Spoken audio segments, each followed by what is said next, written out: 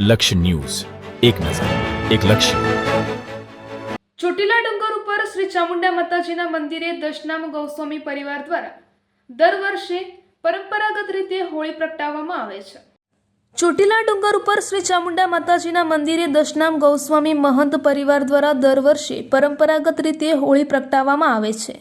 દર વર્ષની જેમ આ વર્ષે પણ તારીખ 2-3-2026ને સોમવારના રોજ ડુંગર ઉપર સંધ્યા આરતી બાદ હોળી પ્રગટાવવામાં આવશે. હોળીના દિવસે પગથિયાનો દ્વાર સવારે 5 વાગે ખુલશે અને સવારે 5:30 વાગે મંગળા આરતી કરવામાં આવશે.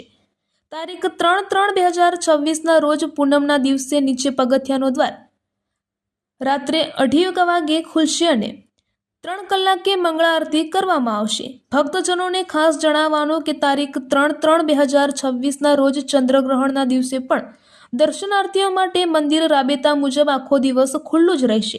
દરરોજ સાંજની આરતીનો સમય રાબેતા મુજબ સૂર્યાસ્તના સમયનો રહેશે. રિપોર્ટર દેવમ ત્રિવેદી.